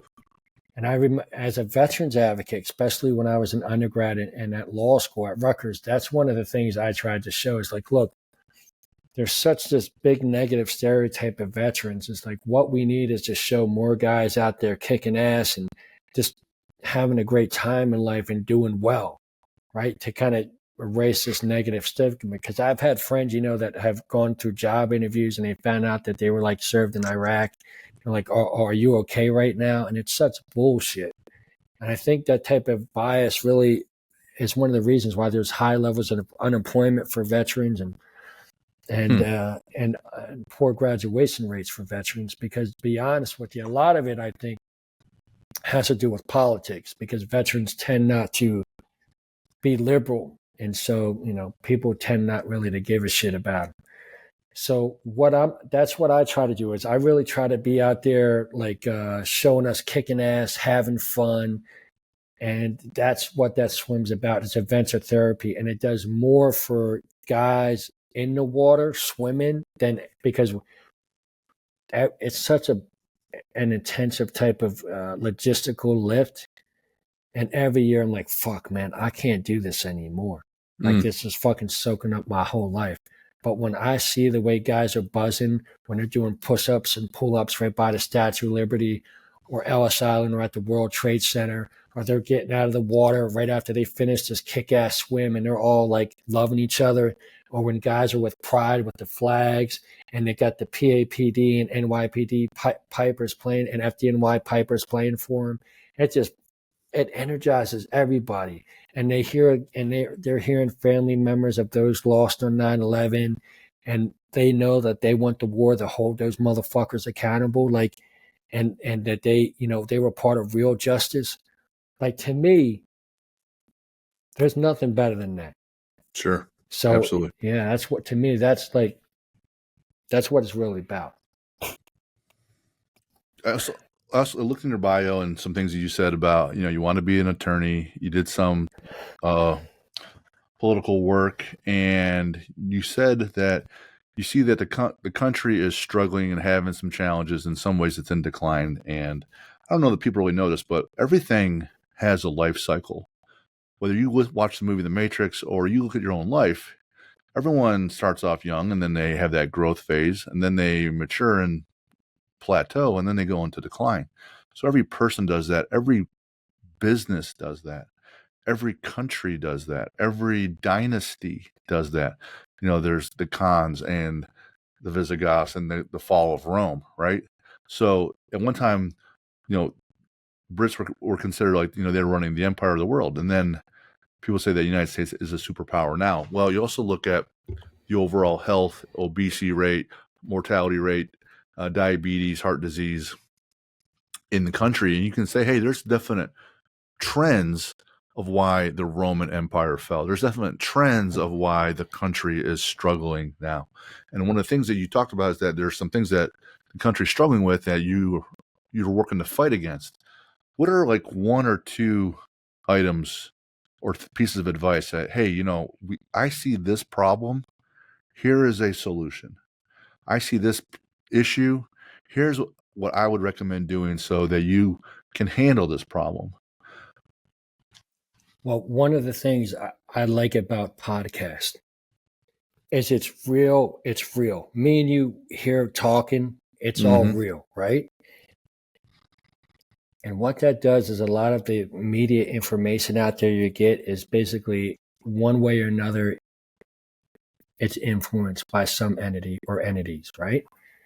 It's not real like this is real. And it's a good way to circumvent things, right? And so this is one perspective of we the people. And the preamble of the Constitution starts with we the people. Now, the Constitution, right? The Constitution was born out of war. It was born out of war.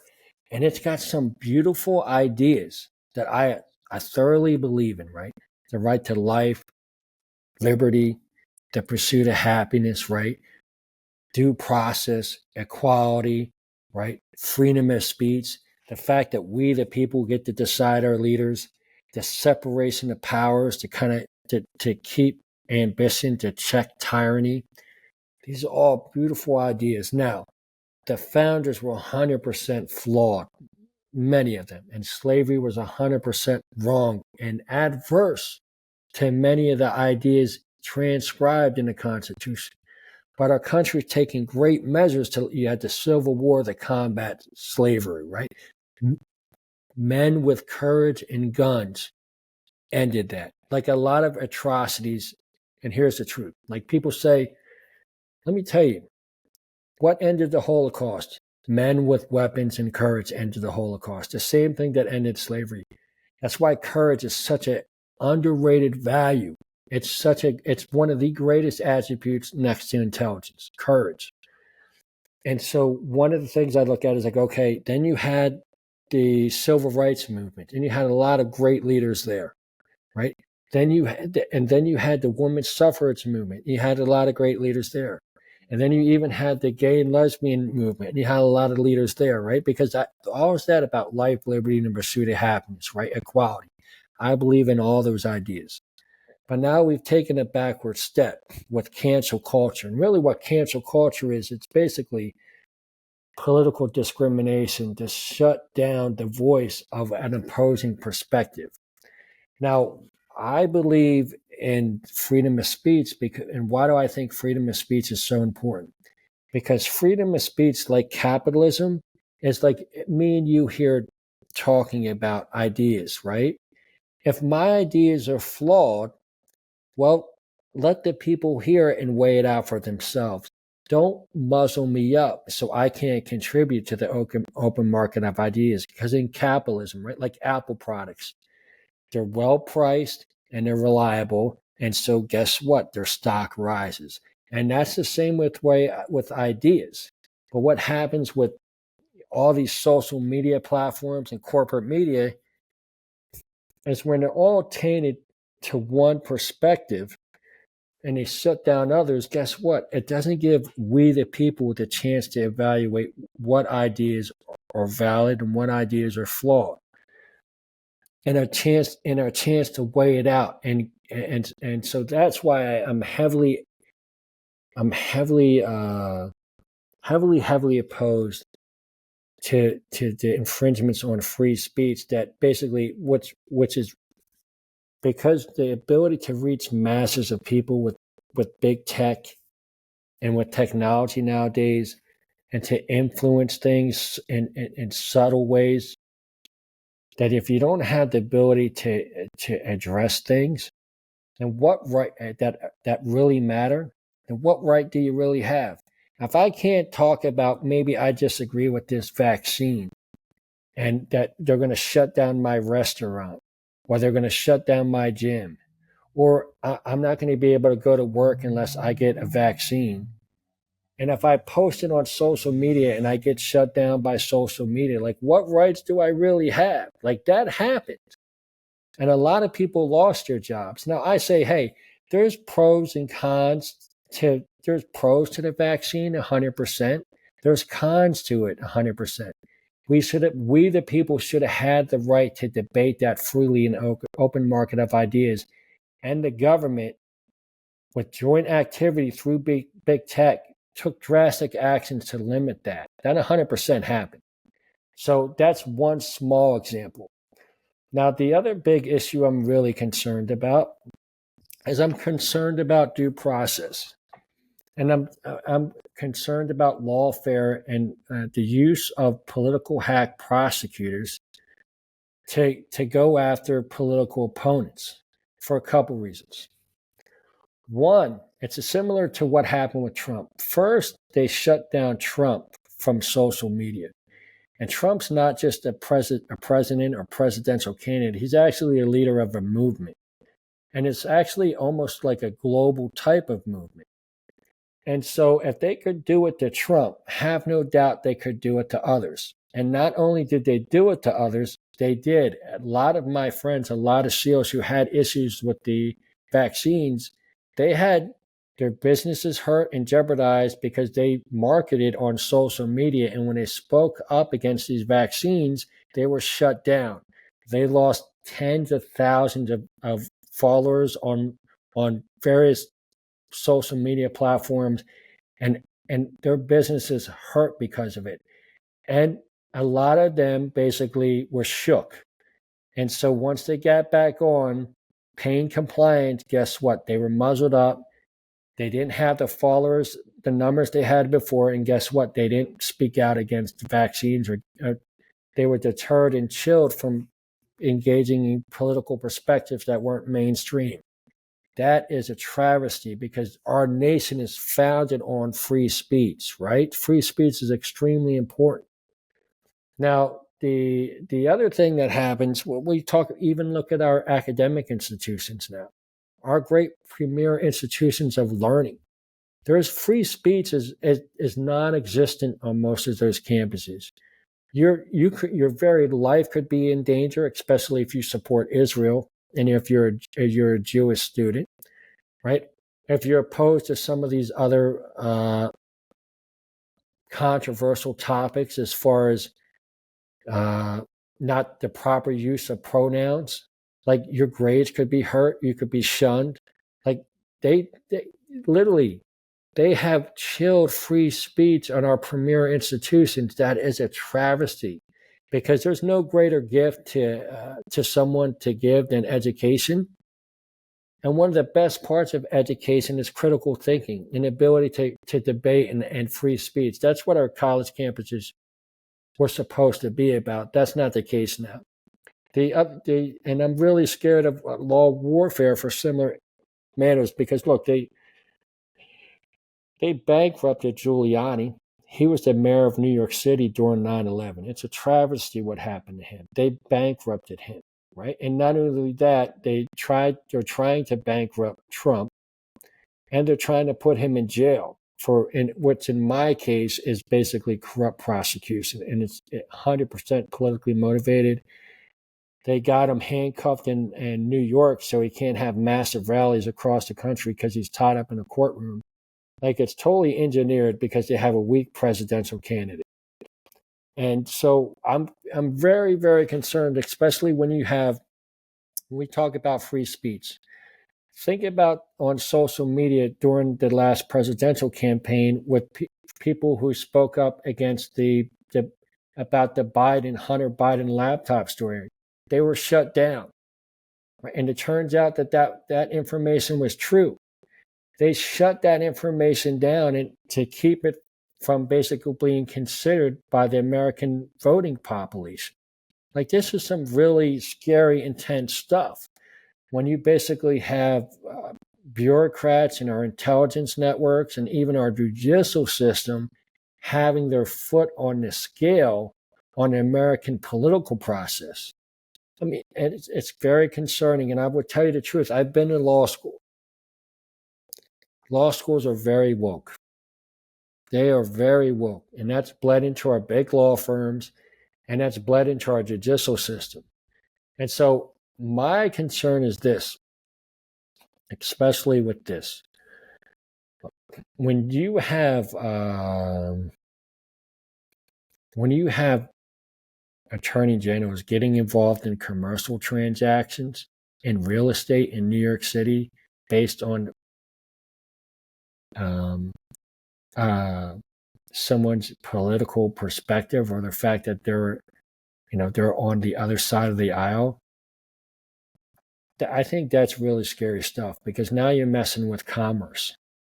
You're messing with international and national commerce. It's really scary stuff. It's about as scary as it can be. And so what are my solutions? These are my solutions. One is kind of like this is what I know. Case in point, David Goggins. There we were getting fucking hammered. And nobody thought that it was going to get turned around. And it got turned around because one guy had a beautiful idea to just flip it upside down. And so I have no doubt, I have many experiences where good men have turned things around. And I know that courage, we talked about courage before. Courage can be like COVID, right? It can spread like wildflower. It can spread that fast, and all of a sudden you got everybody in the boat crew, and people see, right? People see what's going on. And so I say this, I say have the courage to speak up, because the more good men and women that speak up and do it in a reasonable manner. I don't want you to go out there shutting down streets or intimidating people, getting in people's faces. Like, you're not going to change anybody's perspective doing that. I say be the grown-ups in the room. Absolutely speak up. 100% speak up. It's too important not to. I don't want to live in a society where number one, I have to worry about my business transactions unless I fly the whatever woke flag they want me to fly. Like, okay, To be sincere, there's a lot of anti-Americanism out there. First they want you to fly the BLM flag. Then they want you to fly the rainbow flag. Then they want you to fly the Ukraine flag. Then they want you to fly the Palestinian flag. Dude, I'm just flying the American flag. That's it. And I'm going to speak up. That country is too important not to. That's a whole show. That's a whole line of shows, that whole topic right there. Yeah. Two things I noticed, when people are really hurting, like after 9/11, for the next 6 months, 12 months, every time I drove home, everyone had a flag in there hanging out. And so all the streets had it, right? All the houses had it.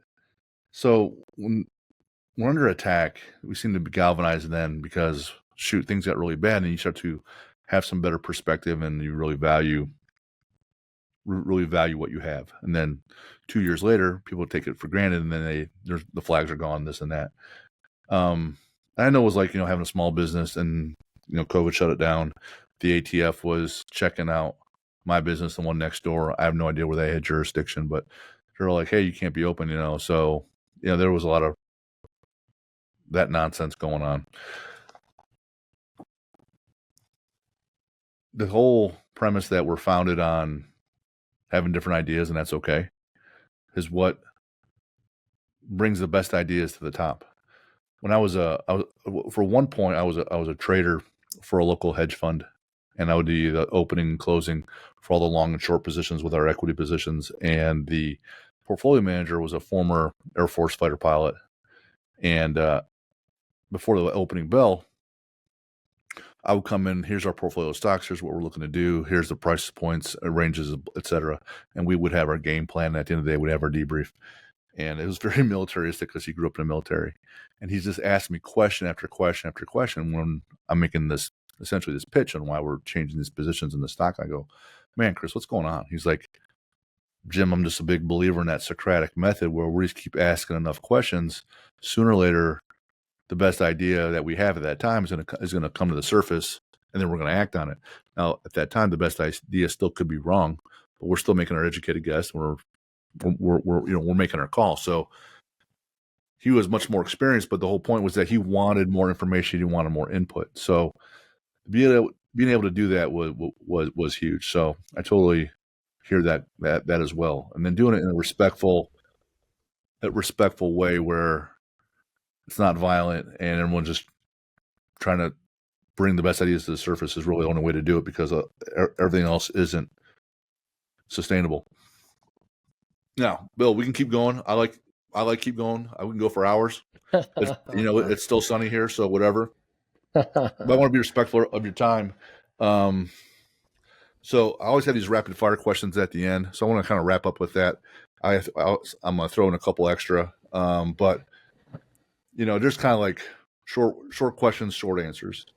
When you're training, when you're lifting or you're running, what do you like to listen to? It depends.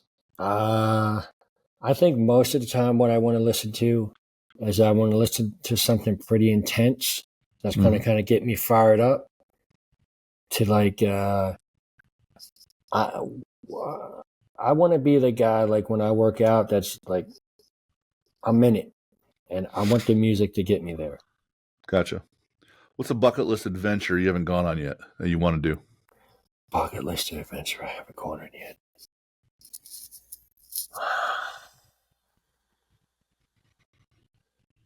I would love to ride a motorcycle from San Diego to San Francisco, right along the coast. My wife and I were in San Diego last year. My cousin got married, and I had only been there one other time. And I said, hey, if we go over to San Diego again, there's this thing I want to do. And she goes, what's that? I said, well, I want to stay at the Hotel Del and have kind of partied up there. She goes, what else? I go, for some reason I fell in love with this McPee's bar. And she goes, why? Well, because I always have some regrets about the whole not checking out the Navy and the SEAL thing, but it's just average food and all, but I still have those mugs that hang from those rafters that are right above the bar. So we really enjoyed our time in San Diego last year. So, It's a so beautiful riding a city. motorcycle around. Yep. What's your favorite sports movie? The Quest. The Quest. Okay. Favorite sport to watch? Football. Favorite athlete to watch? Favorite athlete to watch?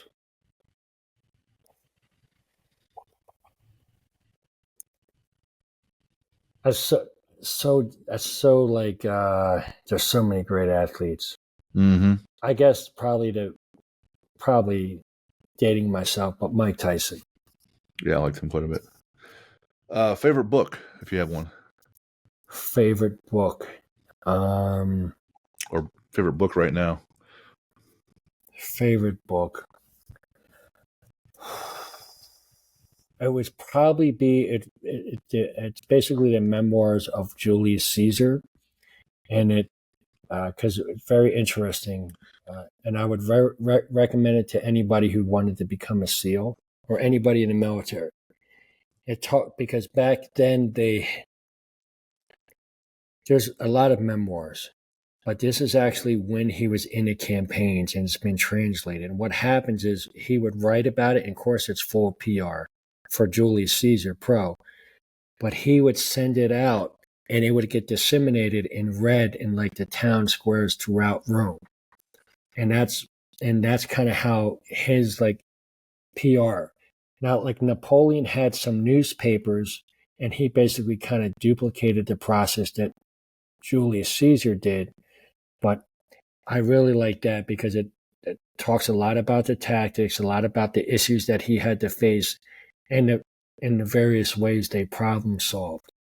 Mm. And when I think about Julius Caesar, right, he's the most, when you talk about how pain and the silver lining in pain sometimes, Julius Caesar conquered most of Europe, which was tribal warfare, especially all of Gaul, which is France.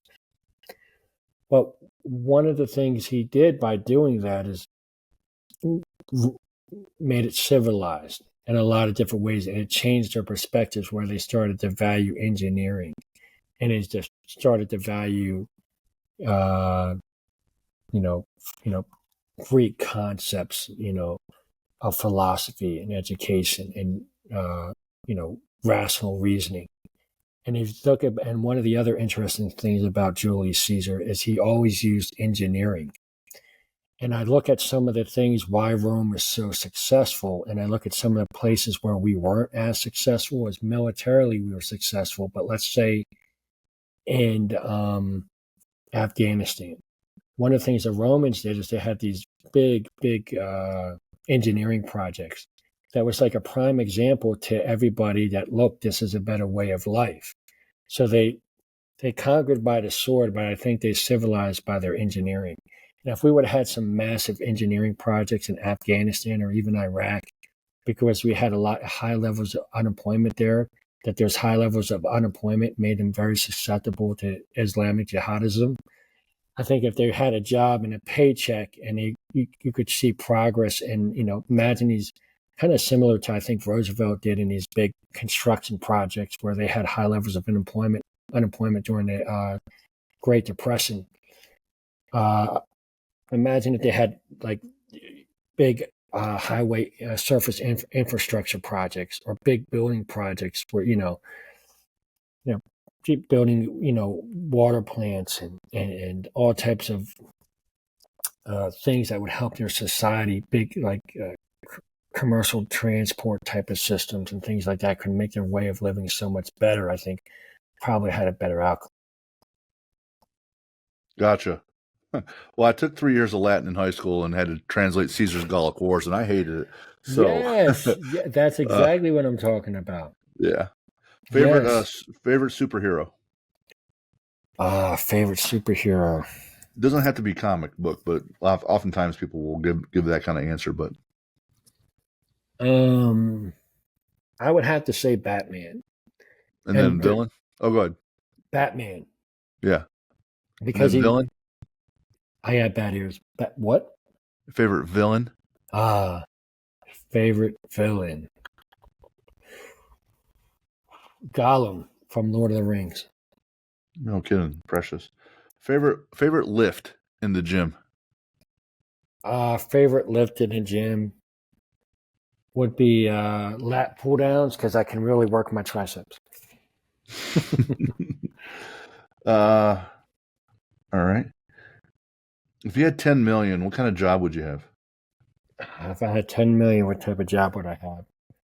I'd probably be some type of professional football player, not a superstar, but I'd be on the field. All right. Favorite quote?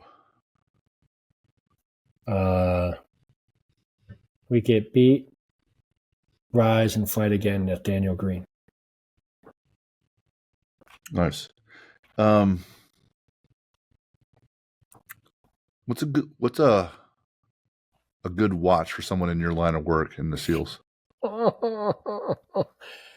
I guess a G-Shock is what, when I was in the day. Right now, for me, this works. It's just an Apple Watch like everybody else. Oh, you got a G-Shock? I like it. I can hit it with a hammer, and it's durable and it doesn't break, so I like it quite a bit. Hey, back in the day, that's what I was rocking too. What do you miss about being with the teams? The Cowbird guys. Cowbird guys. Definitely a lot of tough love, but you don't realize how special guys are and the guys you're working with till you get out. 100%. Yeah.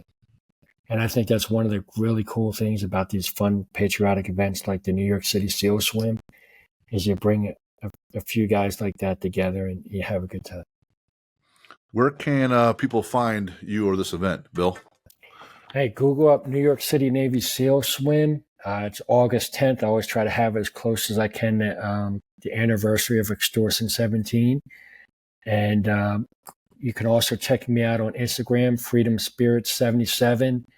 Hey, Jim, thank you so much for having me on. I think we talked about a lot of good stuff out there. I hope you guys enjoyed it.